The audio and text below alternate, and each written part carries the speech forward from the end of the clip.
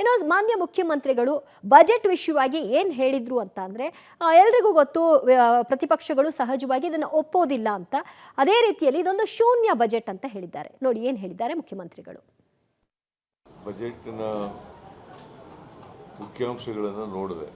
ಈ 2025-26ನೇ ಬಜೆಟ್ ಕೇಂದ್ರದ ಬಜೆಟ್, ನಮ್ಮ ರಾಜ್ಯದ ಅಂತ ಬರುತ್ತೆ. ಕೇಂದ್ರದ ಆಯವ್ಯಯ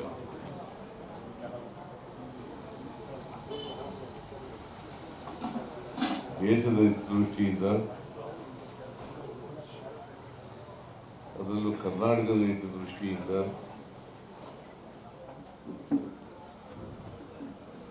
ಬಹಳ ನಿರಾಶಾದಾಯಕವಾದಂಥ ಬಜೆಟ್, ದೂರದೃಷ್ಟಿ ಇಲ್ಲೇ ಇರ್ತಕ್ಕಂಥ ಬಜೆಟ್. ಈ ಬಜೆಟ್ನಲ್ಲಿ ಅನೇಕ ಬೇಡಿಕೆಗಳನ್ನು ಇಟ್ಟಿತ್ತು. 50,065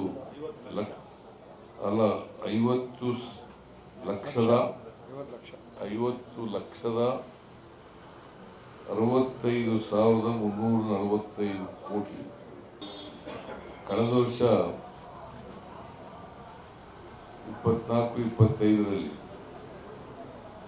40. ರಾಜ್ಯ ಕಾಂಗ್ರೆಸ್ನಲ್ಲಿ ಬಂಡಾಯದ ಬೇಗುದಿ ಜೋರಾಗಿದೆ. ಬಿಆರ್ ಪಾಟೀಲ್ ಮುಖ್ಯಮಂತ್ರಿಗಳ ರಾಜಕೀಯ ಸಲಹೆಗಾರರ ಹುದ್ದೆಗೆ ರಾಜೀನಾಮೆ ಕೊಟ್ಟಿದ್ದಾರೆ. ಕಾರಣ ಏನು? ಇದಕ್ಕೆ ಮುಖ್ಯಮಂತ್ರಿಗಳೇನು ಹೇಳಿದ್ರು? ಈ ವರದಿ ನೋಡಿ. ಬಿಜೆಪಿ ಬಳಿಕ ಕಾಂಗ್ರೆಸ್ನಲ್ಲಿ ರೆಬಲ್ ಶಾಸಕರ ಆಟ. ಸರ್ಕಾರದ ವಿರುದ್ಧ ಮತ್ತೆ ಸಿಡಿದಿದ್ದ ಬಿಆರ್ ಪಾಟೀಲ್ ಸಿಎಂ ರಾಜಕೀಯ ಸಲಹೆಗಾರ ಹುದ್ದೆಗೆ ರಾಜೀನಾಮೆ. ಸದ್ಯ ರಾಜ್ಯ ರಾಜಕೀಯದ 2 ರಾಷ್ಟ್ರೀಯ ಪಕ್ಷದಲ್ಲಿ ರೆಬಲ್ಸ್ ನಾಯಕರು ಪಕ್ಷದ ನಾಯಕರಿಗೆ ತಲೆನೋವಾಗಿದ್ದಾರೆ. ಒಂದು ಕಡೆ ಬಿಜೆಪಿಯಲ್ಲಿ ರಾಜ್ಯಾಧ್ಯಕ್ಷ ವಿಜಯೇಂದ್ರ ವಿರುದ್ಧ ಯತ್ನಾಳ್ ಸುಧಾಕರ್ ಟೀಮ್ ತೊಡೆತಟ್ಟಿ ನಿಂತರೆ, ಇತ್ತ ಕಾಂಗ್ರೆಸ್ನಲ್ಲೂ ಸಹ ಹಿರಿಯ ನಾಯಕರು ಹಾಗೂ ಶಾಸಕರು ರೆಬಲ್ ಆಗ್ತಿದ್ದಾರೆ. ಇದೀಗ ಕಲಬುರಗಿಯ ಆಳಂದ ಶಾಸಕ ಬಿಆರ್ ಪಾಟೀಲ್ ಮತ್ತೆ ಸಿದ್ದರಾಮಯ್ಯ ಸರ್ಕಾರದ ವಿರುದ್ಧ ಸಿಡಿದೆದ್ದಿದ್ದಾರೆ. ಸಿಎಂ ರಾಜಕೀಯ ಸಲಹೆಗಾರ ಹುದ್ದೆಗೆ ರಾಜೀನಾಮೆ ಕೊಟ್ಟಿದ್ದಾರೆ. ಶಾಸಕ ಬಿಆರ್ ಪಾಟೀಲ್ ಈ ರೀತಿ ಸರ್ಕಾರದ ವಿರುದ್ಧ ರೆಬಲ್ ಆಗಿರೋದು ಇದೇ ಮೊದಲಲ್ಲ. ಈ ಹಿಂದೆ ಸಹ ಸರ್ಕಾರ ಅಧಿಕಾರಕ್ಕೆ ಬಂದ ಕೆಲವೇ ತಿಂಗಳುಗಳ ಬಳಿಕ ಅನುದಾನದ ವಿಚಾರಕ್ಕೆ ಕೋಪಗೊಂಡಿದ್ರು.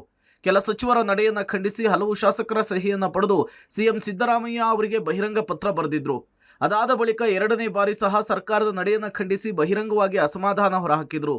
ಅದಾದ ಬಳಿಕ ಸಿದ್ದರಾಮಯ್ಯ ಬಿಆರ್ ಪಾಟೀಲ್ಗೆ ಸಿಎಂ ರಾಜಕೀಯ ಸಲಹೆಗಾರರ ಹುದ್ದೆಯನ್ನ ಕೊಟ್ಟಿದ್ರು. ಇದು ಬಂಡಾಯವಲ್ಲ, ಕರೆದು ಮಾತನಾಡುವೆ. ಇನ್ನು ರಾಜಕೀಯ ಸಲಹೆಗಾರನ ಹುದ್ದೆಗೆ ರಾಜೀನಾಮೆ ಕೊಟ್ಟ ಮಾತ್ರಕ್ಕೆ ಇದು ಬಂಡಾಯವಲ್ಲ ಅಂತೇಳಿ ಸಿಎಂ ಸಿದ್ದರಾಮಯ್ಯ ಸ್ಪಷ್ಟನೆ ಕೊಟ್ಟಿದ್ದಾರೆ.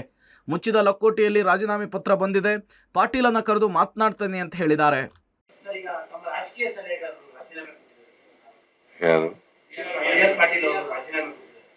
ಅವ್ರ ಜೊತೆ ಮಾತಾಡ್ತೇನೆ. ಯಾರು ನಿನ್ಗೆ ಹೇಳಿದ್ರ? ಏನಂತ ಮಾತಾಡ್ತೀನಿ ಅವ್ರ ಜೊತೆ.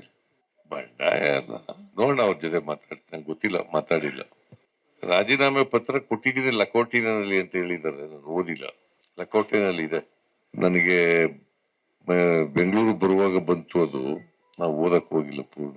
ಕರೆ ಮಾತಾಡ್ತೀನಿ ಅವೆಲ್ಲ. ಸಿಎಂ ಸಲಹೆಗಾರರ ಹುದ್ದೆಯನ್ನು ಕೊಟ್ಟರೂ ಸಹ ಇವರ ಕೆಲಸಗಳಾಗ್ತಿರ್ಲಿಲ್ಲ. ಇನ್ನು ಸಿಎಂ ಸಿದ್ದರಾಮಯ್ಯ ಸಹ ಇವರ ಸಲಹೆಗಳನ್ನೇ ಪಡಿತಾ ಇಲ್ಲ. ಹೀಗಾಗಿ ಆ ಹುದ್ದೆ ಏನೂ ಇಲ್ಲ ಅಂಥೇಳಿ ಸದ್ಯ ಬಿಆರ್ ಪಾಟೀಲ್ ರಾಜೀನಾಮೆ ಕೊಟ್ಟಿದ್ದಾರೆ. ಸಿಎಂ ಗಾದಿ ಜಟಾಪಟಿಯ ಮಧ್ಯೆ ಸರ್ಕಾರಕ್ಕೆ ಇದೊಂದು ಹೊಸ ತಲೆನೋವಾಗಿದೆ. Praveen Reddy, public TV, Kalaburagi.